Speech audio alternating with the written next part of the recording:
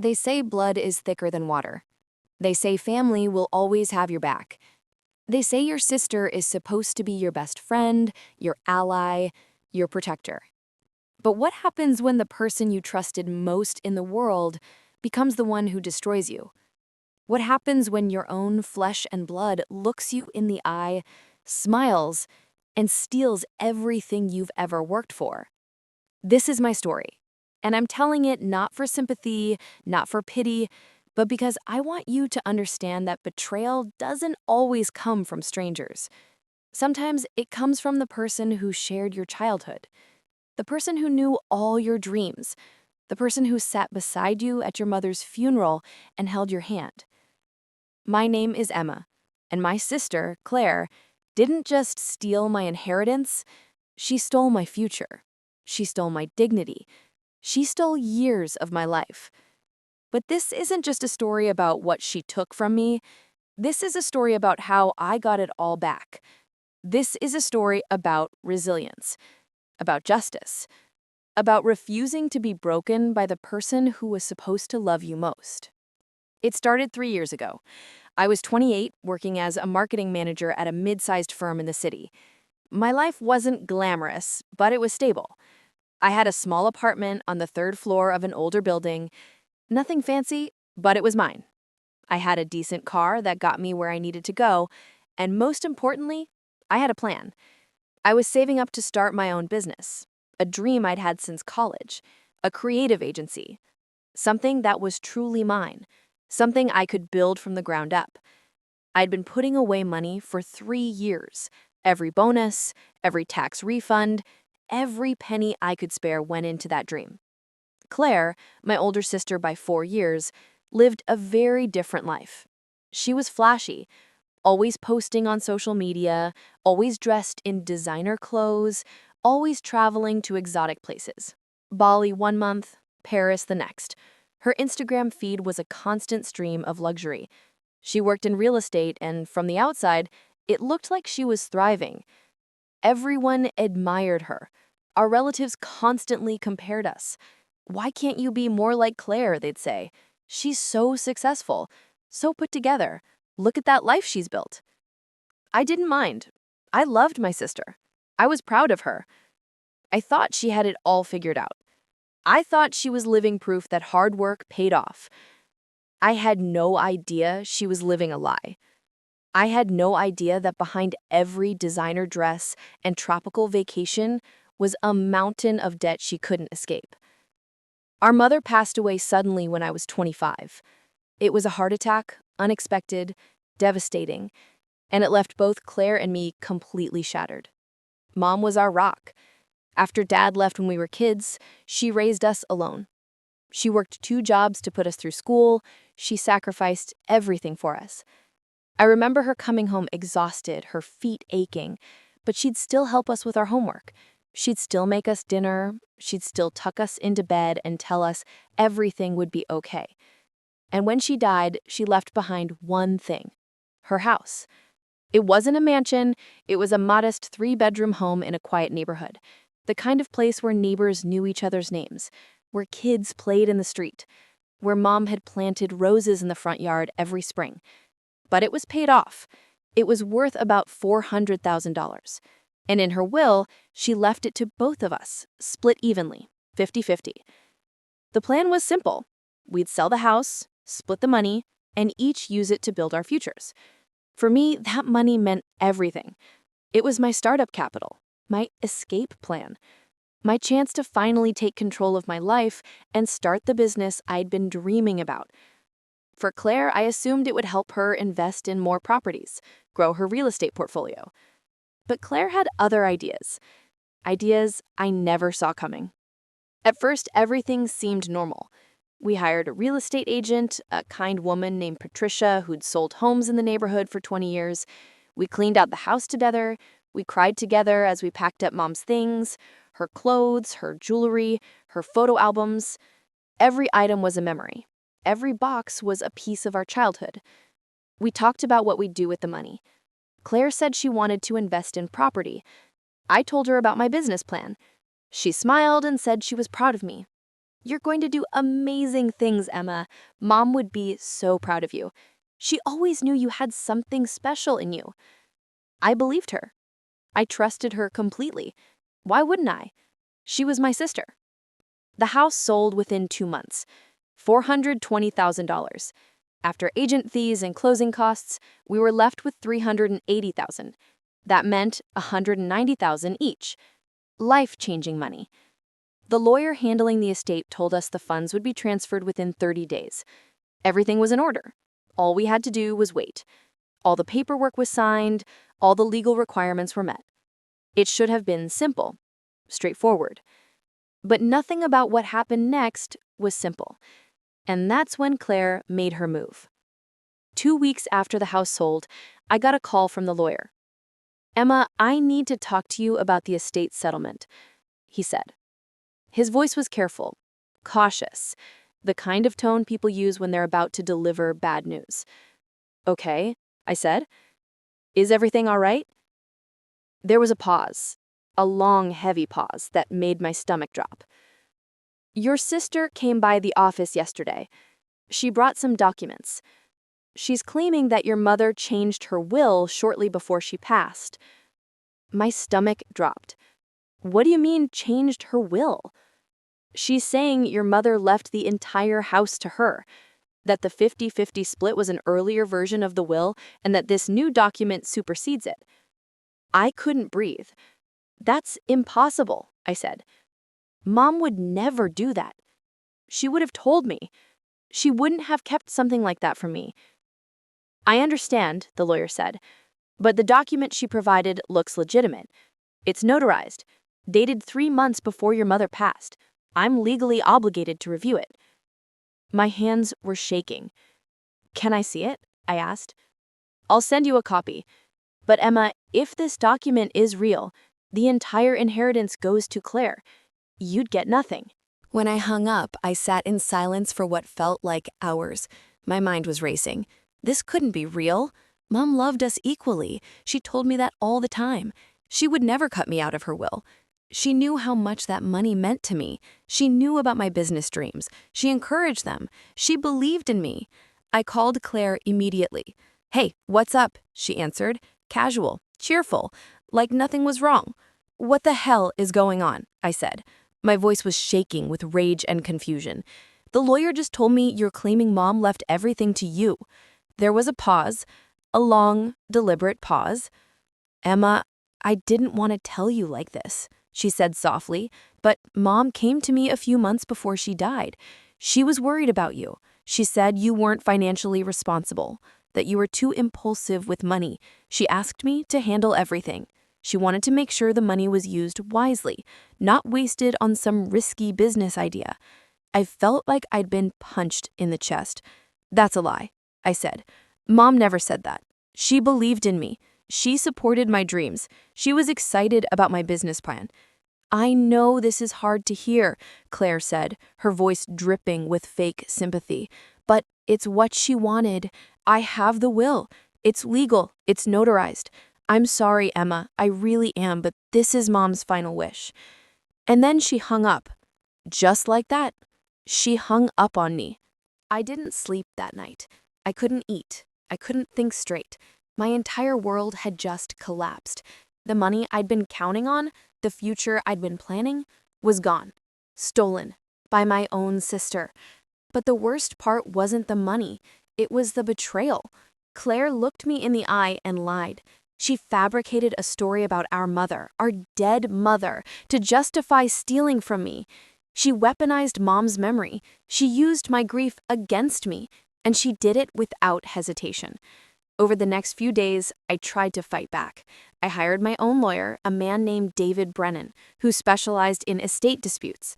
I demanded to see the will Claire had submitted, and when I finally got a copy, my suspicions were confirmed.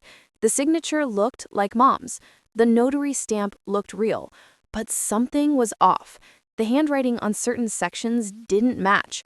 The language was too formal. Mom never spoke like that. She used simple words, plain language.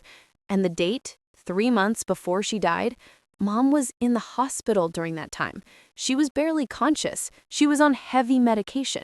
She couldn't even hold a pen. This will was a forgery. But proving it, that was another story. I became obsessed. Every waking moment was consumed by one question: how did Claire do it? Forging a will isn't easy. You need a notary. You need witnesses. You need paperwork that looks legitimate enough to fool a lawyer. Claire wasn't dumb. She'd clearly planned this carefully. She'd thought through every detail. But people make mistakes. Everyone does. And I was determined to find hers. I started by tracking down the notary listed on the will. His name was Richard Kowalski, and according to the document, he'd notarized Mom's signature at his office in downtown Chicago on a Tuesday afternoon. I called his office. "Kowalski Notary Services, how can I help you?" A woman answered. "Hi, my name is Emma Carter," I said. "I'm calling about a document that was notarized by Mr. Kowalski about 3 years ago. I need to verify some details." "Sure," she said. "Do you have the document number?" I read it off. There was a pause. I heard typing, clicking, more typing. "I'm sorry," she said, "but we don't have any record of that transaction in our system." My heart started racing. "Are you sure?" I asked. "The document says it was notarized at your office." "I'm looking at our records right now," she said. "We log every notarization. It's required by law. If it's not in our system, it didn't happen here. Someone may have used our information fraudulently." I thanked her and hung up. The notary was fake. Claire had forged it. That was the first crack in Claire's story, but it wasn't enough. I needed more. I needed proof that she'd fabricated the entire thing. I reached out to the hospital where Mom had spent her final weeks. I requested her medical records. If she'd been unconscious or heavily medicated during the time the will was supposedly signed, it would prove she couldn't have signed anything. The hospital gave me resistance at first, privacy laws, protocols, but I was her daughter. I had rights. It took me 2 weeks, but I finally got the records. And there it was. On the date listed on Claire's will, Mom was in the ICU, sedated, on a ventilator. She was physically incapable of signing her name. She couldn't even open her eyes. The medical records showed she was on morphine, fentanyl, and multiple other medications. She was being kept alive by machines. I had my proof. I immediately sent everything to my lawyer. The fake notary, the medical records, the inconsistencies in the handwriting. He reviewed it all and called me back within hours. "Emma, this is a slam dunk. This will is fraudulent. Your sister committed forgery. We can take this to court and not only get your inheritance back, but Claire could face criminal charges, serious criminal charges. This is a felony." I should have felt relief, but I didn't. I felt rage. Pure, burning rage. Because it wasn't just about the money anymore. It was about the fact that Claire looked me in the eye and lied. She manipulated our mother's memory. She stole from me without a shred of guilt, and I wanted her to pay. But here's the thing. I didn't just want to win in court. I wanted Claire to experience what I'd experienced. The shock, the betrayal, the realization that the person you trusted most had destroyed you. I wanted her to feel it, to understand what she'd done to me. So I made a decision. I wasn't going to take her to court, not yet. I was going to expose her. I was going to make her pay in ways she never expected. I started by doing something Claire never expected. I played along. I called her. "Hey, Claire," I said, keeping my voice calm and measured. "I've been thinking about everything. You're right. Mom probably did want you to handle the money. I'm sorry I reacted the way I did. I was just surprised." There was a pause. I could almost hear her smiling through the phone. "Oh, Emma, I'm so glad you understand," she said. "I know this has been hard for you, but I promise I'm going to use the money wisely. I'm going to make investments that Mom would be proud of." I wanted to scream, but I forced myself to stay calm. "I know you will," I said. "Actually, I was wondering if we could meet up. Maybe grab coffee. I feel like we haven't really talked since Mom passed. I miss you. I miss having my sister." "Of course," Claire said. "I'd love that." We agreed to meet the following Saturday at a coffee shop near her apartment. Over the next week, I did my homework. I started digging into Claire's life, her social media, her finances, her so-called successful real estate career. And what I found shocked me. Claire wasn't successful. She was drowning. Her Instagram was full of designer clothes, luxury vacations, and expensive dinners. But when I looked closer, I realized something. She was living on credit. She had maxed out multiple credit cards. She had loans she couldn't pay. She was barely scraping by. I found public records showing she'd been sued twice by credit card companies. Her car had almost been repossessed. She'd been evicted from an apartment 2 years ago. Her real estate career? She hadn't closed a deal in over a year. She was behind on rent, behind on car payments. She was one bad month away from complete financial collapse. And then I realized why she'd stolen the inheritance. She wasn't just greedy, she was desperate. The money from Mom's house wasn't a bonus for Claire. It was a lifeline. She needed it to survive, to keep up the illusion of success, to avoid admitting that her perfect life was a lie. And she was willing to destroy me to protect that lie. She was willing to betray her own sister to keep her house of cards from collapsing. When we met for coffee, I played my role perfectly. I smiled, I hugged her, I told her I was happy for her. "So, what are you going to do with the money?" I asked. Claire's eyes lit up like a kid on Christmas morning. "I'm investing it," she said. "I'm buying a property downtown. It's a commercial building that needs renovations. I'm going to flip it, turn it into luxury condos. This is going to be huge. This is going to change everything for me." "That's amazing," I said. "Mom would be so proud of you." She nodded, her face glowing with satisfaction. "I really think this is what she wanted," Claire said. "She always believed in me. She always knew I had what it took to be successful." I took a sip of my coffee and smiled. "You know what, Claire?" I said. "I believe in you too." She beamed, and I knew in that moment that she had no idea what was coming. As we sat there, Claire continued talking about her plans. She told me about the property she was looking at, the contractors she'd hired, the designs she'd chosen. The whole time she talked, I watched her face. The enthusiasm, the confidence, the complete lack of guilt. It was like she'd completely forgotten that the money she was spending so freely wasn't hers, that she'd stolen it from her own sister, that she'd dishonored our mother's memory to get it. She talked for over an hour, and I sat there, nodding, smiling, playing the part of the supportive sister. When we finally said goodbye, she hugged me tight. "I'm so glad we're okay," she said. "Family is everything." I hugged her back, and I thought, you have no idea what's coming. After that coffee meeting, I didn't waste any time. I had the evidence, I had the proof, but I knew that if I was going to truly expose Claire, I needed more than just documents. I needed witnesses. I needed people who could back up my story, people who had seen the real Claire, the one behind the Instagram filters and the fake smiles, people who knew she was a fraud. So I started reaching out. First, I contacted Mom's old friends, the ones who'd been with her during her final days, the ones who'd sat with her in the hospital, who'd held her hand, who'd been there when she took her last breath. I asked them if Mom had ever mentioned changing her will, if she'd ever said anything about wanting to leave everything to Claire. Every single one of them said no. "Your mom loved you both equally," one of her closest friends told me over the phone. "She talked about how proud she was of you, Emma. She wanted you to start that business. She thought you had real talent. She never would have cut you out. In fact, she was worried about Claire.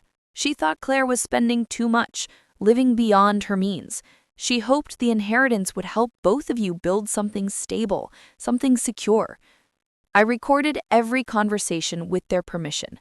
I documented everything. Each testimony was another nail in Claire's coffin. Each conversation confirmed what I already knew. Claire had lied about everything. Next, I reached out to Claire's ex-boyfriend, Marcus. They'd dated for 3 years before breaking up about 6 months after Mom's death.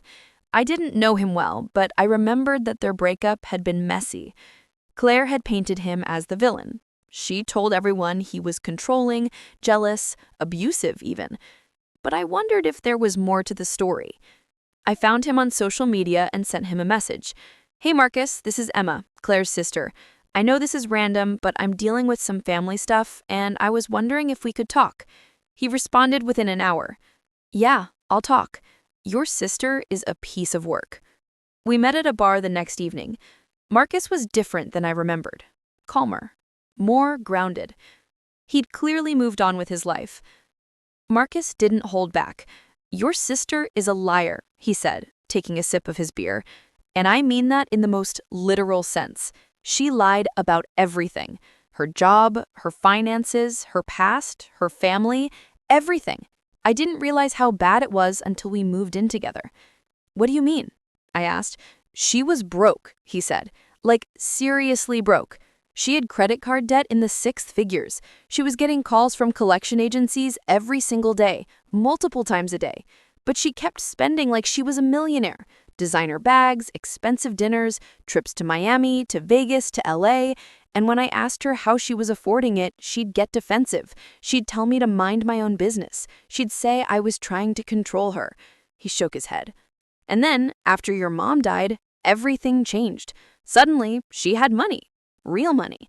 She paid off some of her debts. She bought a new car, a BMW. She acted like she'd won the lottery. My stomach tightened. Did she ever tell you where the money came from? I asked. She said it was her inheritance, Marcus said. But here's the thing. She told me your mom left everything to her. She said you weren't responsible enough to handle money, that your mom didn't trust you with it, that you had spending problems. I clenched my fists under the table. Did you believe her? I asked. Marcus looked at me for a long moment. At the time, yeah, he said. But looking back, no. Claire lies when it's convenient. She makes up stories to fit whatever narrative she needs at the moment. And if she told you you weren't responsible, I'm guessing that was just another lie. It was, I said. She forged the will. She stole my half of the inheritance. Marcus's eyes widened. Holy shit, he said. That's insane. But honestly, it doesn't surprise me one bit. Claire will do whatever it takes to get what she wants, even if it means screwing over her own sister. Marcus told me more stories about Claire, about how she'd maxed out his credit cards without telling him, thousands of dollars, about how she'd borrowed money from his parents and never paid it back. $5,000 she promised was for a business investment, about how she'd lied about her job, pretending she was closing big deals, when really she was barely keeping her license active. She's a con artist. That's what she is. She cons people into believing she's successful, into trusting her, and then she takes everything she can get. And when they figure it out, she moves on to the next victim. That's what she does.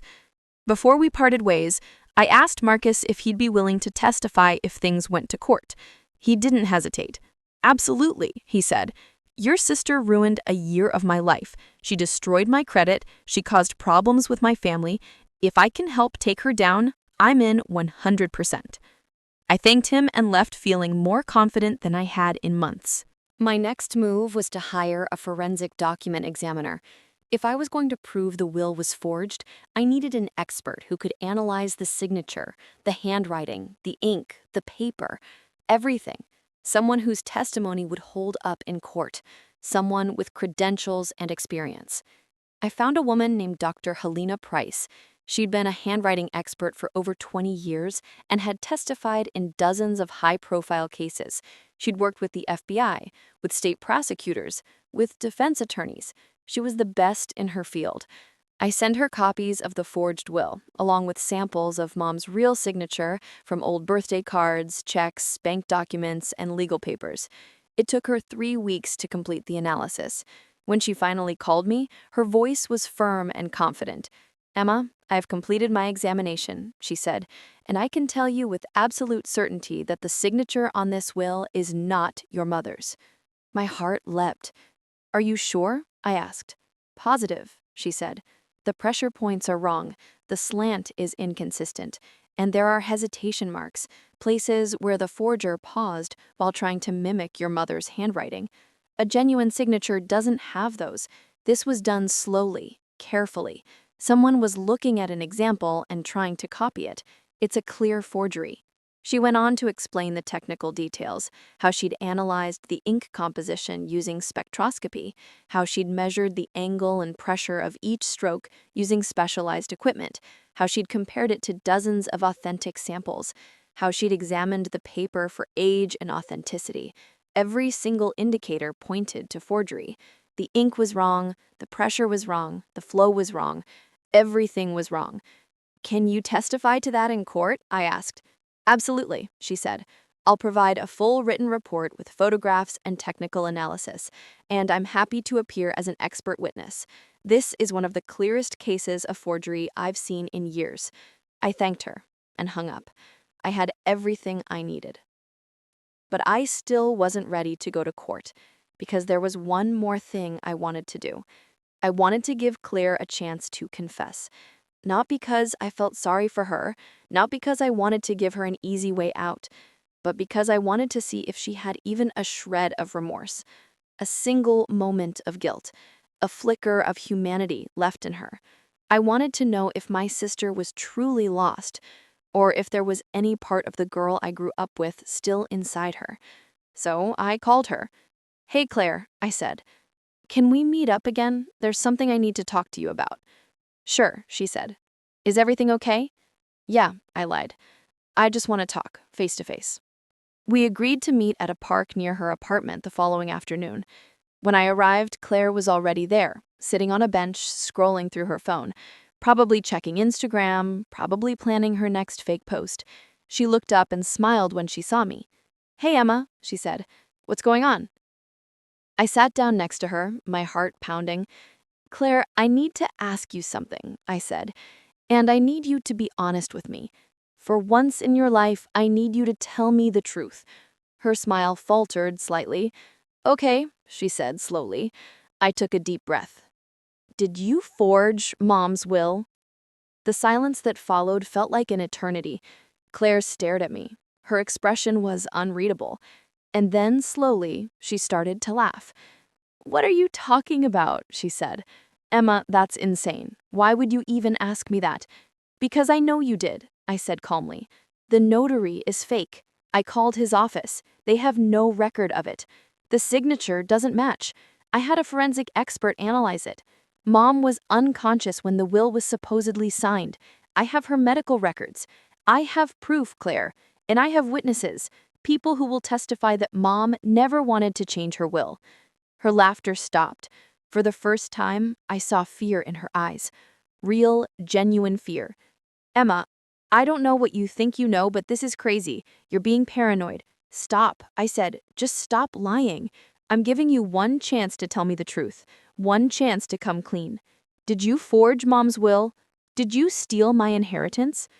She opened her mouth, closed it, opened it again. Her hands were shaking. And then she did something I never expected. She smiled. A cold, calculating smile. "Yeah," she said. "I did." I sat there, frozen, as Claire's words hung in the air. "Yeah, I did," she said. It's so casually, like she was admitting she had taken the last cookie, like it was no big deal. I couldn't speak. I couldn't move. All I could do was stare at her. "What?" I finally managed to say. Claire leaned back on the bench, crossing her arms. The fear I'd seen in her eyes moments ago was gone. Now she just looked smug, defiant. "I forged the will," she said, shrugging. "I took the money. All of it." "Why?" I whispered. "Why would you do that to me?" She laughed, a cold, bitter sound. "Because I needed it, Emma. Because I was drowning in debt. Because I had $50,000 in credit card debt, and I was about to lose everything. My car, my apartment, my reputation, everything I'd built, because I worked my ass off to create this life, and I wasn't about to let it all fall apart. So you stole from me," I said, my voice shaking with rage. "You stole from your own sister. You used Mom's death to steal from me." "Oh, please," Claire said, rolling her eyes. "Don't act like you're some kind of victim here. You were fine. You had a stable job, you had an apartment, you had a plan. You would have figured it out eventually. But me? I was 1 month away from complete bankruptcy. I was getting threatening letters from lawyers. I was about to be homeless. I needed that money more than you did. Simple as that. I felt like I'd been slapped across the face. That wasn't your decision to make, I said.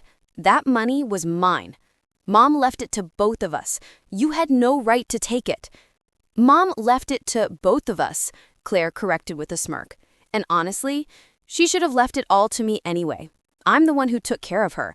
I'm the one who visited her in the hospital every single day. I'm the one who held her hand when she was dying. You were too busy with your little marketing career to even show up half the time. That's not true, I said, my voice rising. I was there all the time. I visited her every day after work. You're lying. Again. Sure you were, Claire said sarcastically. Look, Emma, I don't expect you to understand. You've always been the golden child, the responsible one, the one everyone roots for, the one everyone thinks is so perfect. But me, I've had to fight for everything my entire life, and I'm not sorry for doing what I had to do to survive. She stood up, brushing off her jeans. So yeah, she said, looking down at me. I forged the will. I took the money. And honestly, if I had to do it all over again, I would, in a heartbeat. And she walked away. She didn't look back. She didn't apologize. She didn't even seem remotely guilty. She just left me sitting there, destroyed. And in that moment, I realized something that broke my heart. My sister wasn't sorry. She wasn't conflicted. She wasn't struggling with guilt or remorse or shame. She was proud of what she'd done. She'd looked me in the eye, admitted to stealing from me, admitted to forging our dead mother's will, and walked away like it was nothing. Like I was nothing. Like our entire relationship meant nothing. I spent the rest of that day in a daze. I kept replaying Claire's words in my head, her tone, her expression, the way she'd laughed when I confronted her, the way she'd shrugged when she admitted what she'd done. I've given her a chance to come clean, a chance to apologize, a chance to show me she was still human, and she'd thrown it back in my face. That night, I made a decision. I wasn't going to just take Claire to court. I wasn't going to just get my money back. I was going to destroy her. Not physically, not violently, but I was going to make sure the world knew exactly who Claire Carter really was. I was going to strip away the illusion she'd spent years building. I was going to expose every lie, every manipulation, every betrayal, and I was going to do it in a way she'd never see coming. She wanted to play games? Fine, I'd play, but I'd play to win. The first step was simple. I recorded our conversation at the park. I know what you're thinking. Isn't that illegal? Doesn't Illinois have two-party consent laws? Yes, it does. Which meant I couldn't use the recording in court as direct evidence, but I could use it everywhere else. I could use it to destroy her reputation. I could use it to show the world who she really was. I saved the audio file. I backed it up in 3 different places: cloud storage, external hard drive, USB drive, and I kept it ready, like a loaded gun, waiting for the right moment to fire. Next, I reached out to everyone in Claire's life: her friends, her coworkers, her clients, her old classmates, anyone who believed her perfect Instagram life was real, anyone who thought she was successful and put together. I started small. I sent a few anonymous messages. Nothing too obvious, just little hints, little cracks in the facade. Did you know Claire is 3 months behind on her rent? Did you know Claire's real estate license is under investigation? Did you know Claire forged her mother's will to steal money? I didn't sign my name. I didn't leave a trail. I just planted seeds, and then I watched them grow. Within 2 weeks, people started asking questions. Claire's coworkers began to wonder why she hadn't closed a single deal in over a year. Her friends started to notice that she was always asking to borrow money, but never paying it back, that she'd cancel plans at the last minute, that she'd avoid certain topics. Her landlord started threatening formal eviction proceedings. The perfect life Claire had built was starting to crumble, piece by piece, and she had no idea I was the one pulling the strings. But I wasn't done, because the real bombshell, the thing that would truly destroy Claire and her carefully constructed facade, was still coming. I contacted a journalist, a woman named Sarah Chen, who worked for a local investigative news outlet that specialized in exposing fraud. She specialized in stories about fraud, corruption, white-collar crime, and family betrayal. And when I told her about Claire's forged will, she was immediately interested. This is exactly the kind of story our readers love, Sarah said when we met for coffee. A sister stealing from a sister, forging a dead mother's will, using grief as a weapon. It's shocking. It's emotional. It's deeply personal, and it speaks to larger issues of trust and family dynamics. Can you run it? I asked. Absolutely, Sarah said. But I'll need proof. Solid, verifiable proof. Documentation, witnesses, evidence that can be independently confirmed. Can you provide that? I can provide everything, I said. And I did. Over the next month, I worked closely with Sarah. I gave her copies of the forged will. I gave her the medical records proving Mom was unconscious during the time the signature was supposedly made. I gave her Dr. Price's comprehensive forensic analysis with all the technical details. I gave her statements from Mom's friends who confirmed she never wanted to change her will. I gave her Marcus's testimony about Claire's financial problems and pattern of lying. And then I gave her the recording of Claire's confession.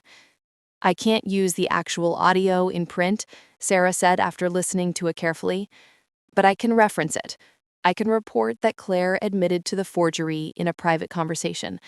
I can describe what she said. That's enough, I said. That's more than enough. Sarah spent 3 weeks writing the article. She interviewed Claire's former coworkers, who confirmed she hadn't closed deals. She spoke to people in the real estate community who knew her reputation was questionable. She dug into Claire's finances and found court records of lawsuits against her. She even found other people Claire had scammed over the years. Small loans that were never repaid. Business partnerships that ended with Claire taking all the money and disappearing. Roommates whose security deposits mysteriously vanished. A pattern of dishonesty and manipulation that stretched back years. And when the article finally went live online, it was absolutely explosive. The headline read, "Local woman accused of forging mother's will to steal $190,000 inheritance admits to crime in shocking confession." The article laid out everything in excruciating detail. The fake notary whose office had no record of the transaction, the forged signature that experts confirmed was fraudulent, the medical records showing the mother was unconscious and incapable of signing anything, Claire's desperate financial situation and mounting debts, Marcus's testimony about her lies and manipulation, Mom's friends confirming that she never would have cut me out and was actually worried about Claire's spending, the pattern of lies and scams that had defined Claire's adult life. And buried in the middle of the article, in a paragraph that would haunt Claire forever, was this line. In a recorded conversation with her sister, Claire Carter allegedly admitted to forging the will, stating, "I took the money, all of it, and if I had to do it all over again, I would." The article went viral within hours. By the next morning, it had tens of thousands of shares across social media platforms. Claire's name was everywhere. Her face, pulled from her Instagram profile, was plastered across Facebook, Twitter, Reddit, local news sites. People were calling her a thief, a liar, a monster, someone who desecrated her own mother's memory for money. Her Instagram comments were flooded with thousands of angry messages, people calling her out, demanding answers, telling her she deserved prison. Her real estate license was immediately suspended, pending a full investigation by the state licensing board. Her landlord formally evicted her within 48 hours. And her so-called friends, the ones she'd partied with, traveled with, posted carefully curated photos with, they all vanished overnight, deleted her from her social media, refused to return her calls. No one wanted to be associated with her. No one wanted their name connected to hers. Claire's perfect life, the life she'd built on lies and stolen money, collapsed in a single day. Everything she'd worked for, everything she'd stolen for, gone. I should have felt satisfied. I should have felt vindicated and triumphant. But all I felt was empty, hollow. Because at the end of the day, Claire was still my sister. And even though she'd destroyed me, even though she'd stolen from me, even though she admitted she'd do it all over again without hesitation, I still remembered the girl she used to be. The sister who held my hand on the first day of school when I was scared. The sister who stayed up with me when I had nightmares about monsters under my bed. The sister who promised we'd always have each other's backs no matter what. Where did that girl go? When did she become this person I didn't recognize? At what point did she cross the line from sister to enemy? After the article went viral, everything moved incredibly quickly. My lawyer, David Brennan, called me the morning after the story dropped. "Emma, we need to move fast," he said urgently. "The article has given us tremendous momentum. Public opinion is completely on your side. Claire's credibility is utterly destroyed. Everyone sees her as a villain now. This is the perfect time to file our lawsuit." "What kind of lawsuit?" I asked. "Civil fraud," David said. "We'll sue her for the full value of the inheritance she stole, $190,000 plus $50,000 in punitive damages for the emotional distress and malicious nature of her actions. And we'll also file a formal criminal complaint with the state prosecutor's office for forgery, fraud, and theft.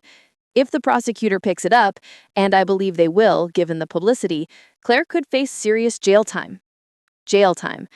The words hung heavy in the air between us. Part of me wanted that desperately. Part of me wanted to see Claire in handcuffs, wearing an orange jumpsuit, facing real consequences for what she'd done to me. But another part of me, a smaller, quieter part buried deep inside, still hesitated. Despite everything, despite the betrayal and the lies and the theft, she was still my sister. "Let's start with the civil suit," I said finally, "and we'll see where it goes from there." David agreed. Within a week, we filed the lawsuit in civil court. The legal process was absolutely exhausting. There were depositions where I had to relive the entire nightmare again and again. There were preliminary hearings where lawyers argued technical points. There were endless phone calls with David and investigators going over every detail. Claire hired her own attorney, a slick, expensive lawyer named Gregory Hale, who specialized in defending white-collar criminals, people accused of embezzlement, fraud, insider trading. He tried every trick in his considerable legal playbook to get the case dismissed before trial. He argued that the will was legitimate, and I was simply a bitter sibling. He argued that I was fabricating evidence out of jealousy. He even tried to argue that I was the one who had manipulated Mom in her final days, not Claire. He painted me as calculating and cruel. But none of it worked, because we had too much proof, too much evidence that couldn't be explained away or dismissed. The first major hearing took place 3 months after we filed the lawsuit. It was a preliminary hearing to determine whether there was enough evidence to move forward with a full trial. I sat in the courtroom, my hands shaking in my lap, as David presented our evidence piece by methodical piece. He showed the judge the forged will with all its inconsistencies. He showed the medical records proving Mom was unconscious and sedated. He presented Dr. Price's comprehensive forensic analysis with photographs and technical measurements. He played video testimony from Mom's friends who all said the same thing. He read detailed statements from Marcus about Claire's lies and financial desperation. And then he played the recording. Claire's voice filled the entire courtroom, clear and unmistakable. "Yeah, I did. I forged the will. I took the money, all of it. And if I had to do it all over again, I would." The judge's expression didn't change, but I saw his jaw tighten with anger. I saw him glance at Claire with something that looked like pure disgust. When David finished his presentation, Claire's lawyer, Gregory Hale, stood up to present his defense. He argued passionately that the recording was inadmissible under Illinois law. He argued that the forensic analysis was flawed and biased. He argued that I was a disgruntled, jealous sibling trying to steal money from my more successful sister out of spite. But even he seemed to know it was a losing battle. His voice lacked real conviction. His arguments felt hollow and desperate. At the end of the hearing, the judge made his ruling. "Based on the substantial evidence presented today," he said firmly, "I find that there is more than sufficient cause to move forward with this case. The plaintiff has demonstrated clear and convincing evidence of fraud, forgery, and intentional infliction of emotional distress. This case will proceed to a full trial. A trial date will be set within the next 90 days. I exhaled deeply for the first time in hours. David squeezed my shoulder reassuringly. "We've got this," he whispered. "This is as good as won." The trial was ultimately set for 6 months later. In the meantime, Claire's life continued to completely fall apart around her. The criminal investigation moved forward rapidly. The state prosecutor's office, energized by the public attention and clear evidence, opened a formal case against her for multiple counts of forgery, fraud, and theft. If convicted on all counts, she could face up to 5 years in state prison. Her real estate license was not just suspended, but officially and permanently revoked by the state licensing board. She lost her job immediately. She lost her apartment and was formally evicted. She moved in with a friend from college who kicked her out just 2 weeks later after Claire tried to borrow $3,000 and got angry when refused. Her social media accounts went completely silent. No more Instagram posts of designer clothes and beach vacations, no more Facebook updates about her amazing life, no more Twitter threads about success and hustle, just complete silence. It was like she disappeared from the world entirely. But I knew she was still out there somewhere, still plotting, still scheming, still trying desperately to figure out how to escape the consequences of what she'd done. And I was absolutely right. 2 weeks before the trial was scheduled to begin, I got a call from an unknown number with a local area code. I almost didn't answer because I'd been getting calls from reporters and random people who'd read the article, but something deep inside told me to pick up. "Hello?" I said cautiously. "Emma, it's me." Claire's voice, small and broken. I froze completely. "What do you want?" I asked coldly. There was a long, heavy pause. "I want to settle," she said quietly, almost whispering. "Settle?" I repeated with disbelief. "You mean you want to avoid going to trial? You want to avoid facing what you did in public?" "Yes," she said, her voice cracking. "Look, I know I screwed up massively. I know I hurt you in ways I can never take back. But going to trial isn't going to help either of us. It's just going to drag this nightmare out, make everything worse, destroy both of us." "You forged Mom's will and stole from me," I said, my voice rising with anger. "It doesn't get worse than that. You betrayed your own sister. You dishonored our mother's memory." "I know," Claire said, and now she was openly crying. "And I'm sorry. I'm really, truly sorry. I was desperate, Emma. I was drowning in debt, and I wasn't thinking clearly. I made a terrible mistake, the worst mistake of my life." "A mistake?" I said, practically shouting now. "You didn't accidentally forge Mom's will, Claire. You didn't trip and fall into forgery. You planned it. You executed it. You looked me in the eye and lied about it for months. That's not a mistake. That's a calculated choice. That's who you are." "Please," Claire begged, sobbing now. "Please, Emma, I'll give you the money back. Every single penny. All of it. I'll pay you additional damages, whatever you want, whatever the court would award you. Just please don't take me to trial. Please don't send me to prison." I closed my eyes and took a deep breath. For just a moment, just a brief flicker of time, I felt a tiny spark of sympathy for the sister I used to know. But then I remembered everything she'd done, everything she'd said, the way she'd laughed in my face when I confronted her, the way she said she'd do it all over again, the way she's shown absolutely zero remorse until she faced real consequences. "No," I said firmly. "I'll see you in court, Claire." And I hung up the phone. The trial lasted 3 full days of testimony. David presented our case methodically and powerfully, piece by devastating piece. He called Dr. Helena Price to the stand. She explained in meticulous detail, using charts and photographs and technical language that she then translated for the jury, exactly how she'd determined the will was forged. She pointed out every single hesitation mark where the pen had paused, the inconsistent pressure that showed uncertainty, the unnatural slant that didn't match any authentic sample. This signature was absolutely not written by a dying woman in a hospital bed, Dr. Price testified confidently. It was written by someone sitting comfortably at a table, carefully trying to mimic her handwriting while looking at an example. They did a reasonably good job, but there are clear markers of forgery that are unmistakable to a trained examiner. Next, David called Mom's friends to the stand one by one. They testified emotionally, some crying, that Mom had never once mentioned changing her will, that she'd loved both of us equally until her very last day, that she'd wanted us both to succeed and build good lives. Some of them shared touching stories about conversations they'd had with Mom in her final weeks. They talked about how proud Mom had been of me and my business dreams, how she'd wanted me to have that chance, how she'd been genuinely worried about Claire's spending habits and lifestyle. Their testimony was powerful, emotional, and completely authentic.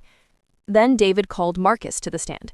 He testified about Claire's severe financial problems that she'd hidden from everyone, her crushing debts, her lies about her career, her desperate need for money, her pattern of manipulation. She told me Emma wasn't responsible with money, Marcus testified. She said your mother didn't trust Emma, but I realize now that was all lies. Claire needed that money desperately, and she was willing to say anything, do anything, betray anyone to get it. Finally, David played the recording one last time.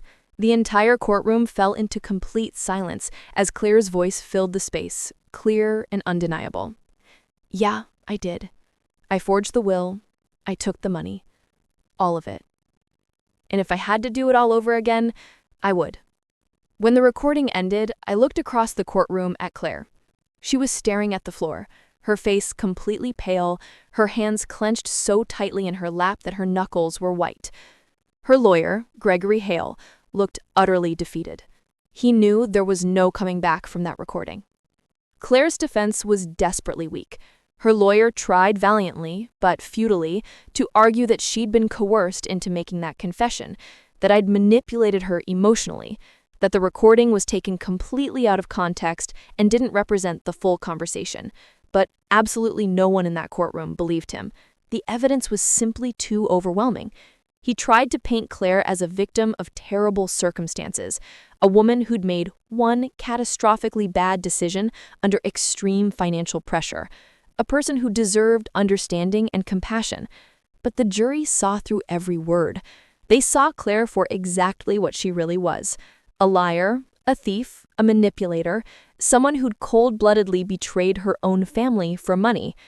The jury deliberated for less than 2 hours. When they returned to the courtroom, the foreman stood and read the verdict that would change everything.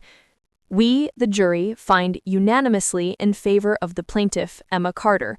We find that the defendant, Claire Carter, committed fraud by forging her mother's will with intent to steal. We award the plaintiff the full value of the stolen inheritance, $190,000, plus $50,000 in punitive damages for emotional distress and the malicious nature of her actions. Total judgment, $240,000. I felt hot tears streaming down my face. David hugged me tightly. You did it, he said. You actually did it. You won. Justice was served. But the verdict wasn't the end of this nightmare, because the criminal case was still pending, still moving forward through the system. 2 weeks after the civil trial verdict concluded, the state prosecutor's office filed formal criminal charges against Claire: multiple counts of forgery, multiple counts of fraud, theft over $100,000, which was a serious felony. She was arrested at her temporary residence. She spent one terrifying night in county jail before a friend posted her bail. Her criminal trial was set for 3 months later. And this time, there would be absolutely no settlement. No plea deal, no escape. Claire was going to face the full weight of the criminal justice system. She was going to face prison. The months following the civil trial verdict were strange and surreal. On one hand, I'd won completely and totally. I'd gotten my money back plus additional damages. I'd exposed Claire for exactly who she was. Justice had been served in the most public way possible. But on the other hand, I felt emotionally hollow, empty inside. Because at the end of the day, I'd systematically destroyed my sister, my only sibling, the person I'd grown up with, the person who'd once been my best friend in the whole world. And even though she absolutely deserved every consequence, even though she'd stolen from me and lied to me and shown zero genuine remorse until facing prison, I couldn't help but feel like I'd lost something precious and irreplaceable. I didn't go to Claire's criminal trial. I simply couldn't force myself to sit through another trial. I'd already sat through this civil case, relived the betrayal over and over again in testimony, and I just couldn't do it again. But David kept me updated with regular phone calls. The criminal trial lasted just 2 days. The evidence was completely overwhelming. The prosecutor presented everything we'd used in the civil trial, plus additional evidence. Claire's lawyer tried one last time to argue for leniency and mercy, claiming she'd been under severe financial duress, that she'd made a terrible mistake in a moment of desperation, that she was genuinely remorseful now. But the judge wasn't sympathetic at all. "Miss Carter, you didn't just commit fraud," the judge said sternly during sentencing. "You weaponized your mother's death for personal gain. You exploited your sister's grief without hesitation. You forged legal documents with planning and intention. You lied under oath. These were not impulsive mistakes made in a moment of panic. These were calculated, deliberate, methodical actions carried out over an extended period of time." The judge sentenced Claire to 3 years in state prison with the possibility of parole after 18 months if she demonstrated genuine rehabilitation and remorse. When David called and told me the sentence, I didn't feel triumphant, I didn't feel vindicated, I didn't feel satisfaction. I just felt profoundly sad. I used the money from the settlement to finally start my business. The creative agency I'd dreamed about for so many years, the one Mom had believed in with all her heart, the one I'd almost lost forever because of Claire's betrayal. I named it Carter Creative, in honor of Mom and everything she had sacrificed for us. The first year was incredibly hard. I worked 16 and 18-hour days regularly. I hustled constantly for clients. I poured absolutely everything I had into building something meaningful and lasting. But slowly, steadily, the business grew. I hired a small team of 3 talented people at first, then 5, then 8, then 12. We landed bigger and better clients, major brands. We started winning industry awards. We got featured in major business publications and marketing journals. And for the first time in years, I felt like I was genuinely moving forward with my life, like I was building something real. Every single success felt like a small victory, not just over Claire and her betrayal, but over the circumstances that tried so hard to break me completely. I was proving to myself and to the world that I was capable, that I was strong, that I could build something incredible from absolutely nothing. About 8 months after Claire was sentenced and sent to prison, I got an unexpected letter in my mailbox. It was from her, from prison. I stared at that envelope for a very long time, before finally opening it with shaking hands. Inside was a handwritten note on plain prison stationery. "Dear Emma, I know you probably don't want to hear from me at all. I know I'm absolutely the last person you want to think about, but I needed to write this letter to you. I've had an enormous amount of time to think in here, time to reflect deeply on what I did and who I became. And I know that saying I'm sorry doesn't even begin to cover the magnitude of what I did to you. I stole from you. I lied to you repeatedly. I used Mom's death, the worst moment of both our lives, to justify my own selfish greed. And I hurt you in ways I'll never be able to take back or make right. I was drowning in debt, Emma. I was so desperately deep in financial trouble, so frantic to keep up appearances and maintain my fake lifestyle, that I convinced myself I had no other choice. I told myself that you'd be fine without the money, that you didn't need it as much as I did, that I was doing what I had to do to survive. But I was completely wrong about everything, and I'm so deeply sorry. I don't expect you to forgive me. I don't even expect you to respond to this letter at all. But I wanted you to know that I think about what I did every single day, and I genuinely hate myself for it. I hope you're doing okay. I hope your business is thriving. I hope you've found some measure of peace. I'm sorry, Emma, for absolutely everything. Your sister, Claire." I read that letter 3 times very carefully, and then I folded it up slowly, put it back in the envelope, and placed it in a drawer in my desk. I didn't respond. I didn't write back. I didn't forgive her. I didn't reach out. Because the truth is, I honestly didn't know if I ever could forgive her. The words in that letter sounded genuinely sincere. They sounded like real remorse. But I'd heard Claire's words before so many times. I'd believed her lies before, and I simply couldn't risk opening that door again. Not yet. Maybe not ever. Claire was eventually released on parole after serving exactly 18 months of her 3-year sentence. I didn't go to her release. I didn't call her. I didn't reach out at all. I heard through distant relatives that she'd moved to a different state entirely, trying to start completely over, that she was working a low-paying retail job at a department store. that she deleted all her social media accounts permanently. She was starting over from nothing, rebuilding her entire life from scratch, just like I had done. And part of me, just a very small part deep inside, genuinely hoped she'd learned something valuable from all of this, that she'd become a better person through her suffering, that she'd find some way to live with what she'd done. But I knew I'd probably never know for sure, because I'd made a firm decision. I was completely done with Claire. Done with the betrayal, done with the anger, done with the pain, done with that entire chapter of my life. I'd spent 3 exhausting years fighting for justice, and I'd won. Completely. But now, finally, it was time to truly move forward with my life. Looking back on everything that happened, I've learned several painful but important things. First, I learned that betrayal doesn't always come from strangers or enemies. Sometimes, often, it comes from the people you trust most in the world. The people who know all your vulnerabilities and weaknesses. The people who know exactly how to hurt you most effectively. And that kind of betrayal cuts so much deeper than anything else, because it's not just about what they took from you materially, it's about the fundamental trust they shattered, the precious relationship they destroyed forever, the part of yourself you gave to them that you can never get back. Second, I learned that people can change dramatically, and not always for the better. Sometimes people change for the worse. The Claire I knew and loved as a child, the one who held my hand on the first day of school, the one who stayed up with me when I had nightmares, that girl is gone forever. Maybe she was always gone, and I just refused to see it. Maybe I was willfully blind. But somewhere along the way, Claire became someone completely different, someone I didn't recognize at all, someone willing to lie, cheat, steal, and betray to get what she wanted. And that's honestly the hardest part to accept, that the person you loved, the person you trusted completely, simply isn't who you thought they were. Third, I learned that justice doesn't always feel the way you think it will.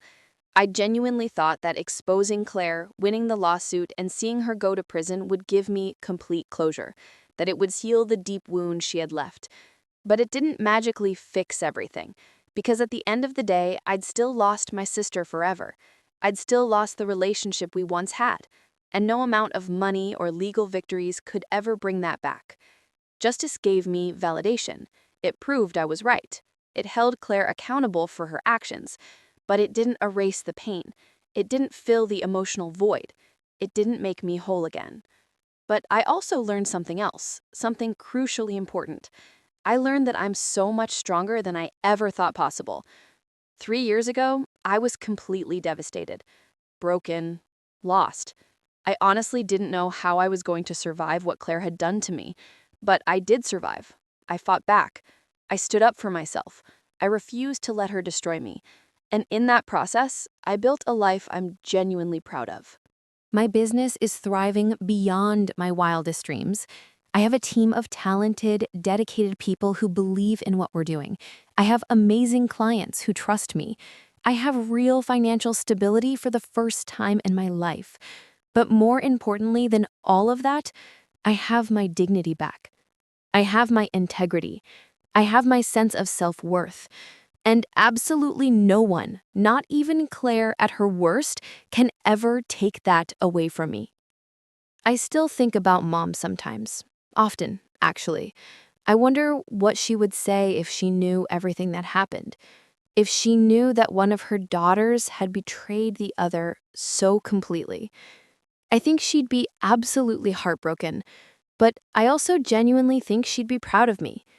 Because I didn't let the betrayal define me. I didn't let it destroy me.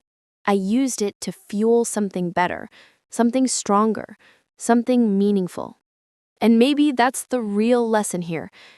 Betrayal is painful beyond words. It's devastating. It can absolutely break you if you let it. But it can also teach you who you really are deep inside. It can show you what you're truly capable of. It can force you to become stronger, braver, more resilient than you ever thought possible. And that's exactly what happened to me. Claire tried her hardest to destroy me. She tried to take absolutely everything I had, but she failed completely. Because I didn't just survive her betrayal, I used it to build something she could never take away from me. So, where am I now? It's been almost 4 years since this nightmare started. 4 years since Claire forged Mom's will. 4 years since I discovered the betrayal.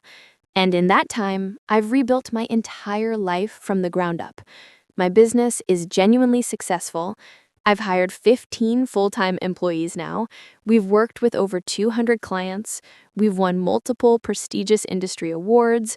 We've been featured in major publications.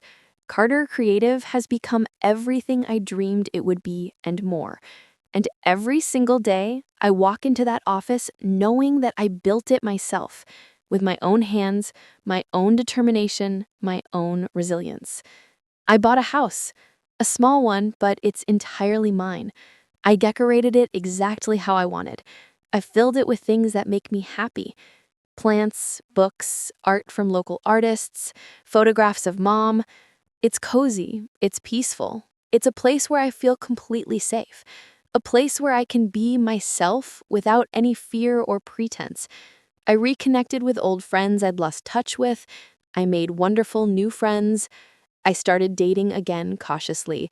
I learned to trust people again, slowly and carefully, but I learned. I went to therapy regularly. I worked through the trauma of what Claire had done.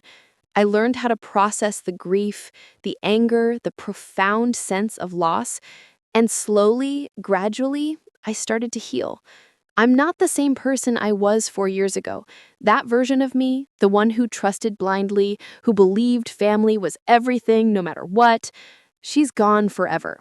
But I genuinely like the person I've become. I'm stronger. I'm wiser. I'm more careful about who I let into my life and heart. And I'm completely okay with that transformation. I haven't spoken to Claire since the trial ended. I don't know if I ever will speak to her again. Sometimes, late at night, I wonder what she's doing with her life, if she's found any happiness, if she's found any peace, if she's learned anything meaningful from what happened. But mostly, honestly, I just don't think about her at all anymore. Because the truth is, Claire made her choice. She chose greed over family. She chose lies over honesty. She chose herself over me. And I've made my choice too. I've chosen to move forward with my life, to build a life I'm genuinely proud of, to surround myself with good people who value honesty, integrity, and loyalty above all else. And I've chosen to let go of the anger, the bitterness, the resentment, not because Claire deserves my forgiveness, but because I deserve my peace. If there's one thing I desperately want you to take away from my story, it's this simple truth. Betrayal doesn't have to destroy you completely. It will hurt terribly. It will break your heart. It will make you question absolutely everything you thought you knew about people, about family, about trust. But it doesn't have to define who you become. You can choose to rise above it. You can choose to fight back. You can choose to rebuild. And you can choose to become stronger because of it. I don't regret exposing Claire. I don't regret fighting for justice. I don't regret any of it. Because if I hadn't fought back, I'd still be that broken, devastated girl sitting alone in her apartment, wondering how her own sister could betray her so completely. Instead, I'm someone who fought back hard, someone who stood up for herself, someone who absolutely refused to be a victim. And that's something I'm deeply proud of. So to anyone out there who's been betrayed by someone they loved, someone they trusted with their whole heart, I want you to know this simple truth. Betrayal doesn't have to destroy you completely. It will hurt terribly. It will break your heart. It will make you question absolutely everything you thought you knew about people, about family, about trust. But it doesn't have to define who you become. You can choose to rise above it. You can choose to fight back. You can choose to rebuild. And you can choose to become stronger because of it. I'm completely done looking back. I'm done dwelling on what Claire took from me. Because the truth is, she didn't take everything. She didn't take my strength. She didn't take my resilience. She didn't take my ability to rebuild my life. And most importantly, she didn't take my future. That belongs entirely to me. And I'm going to make it everything Mom would have wanted it to be. This story isn't just about revenge. It's not just about justice. It's about resilience. It's about refusing to let someone else's betrayal define your entire life. Because the people who betray us, they don't get to win. They don't get to take our futures. We do. And sometimes the best revenge isn't destruction, it's success. It's happiness. It's building a life so good that the person who tried to destroy you becomes completely irrelevant. That's the real victory. And that's exactly what I did.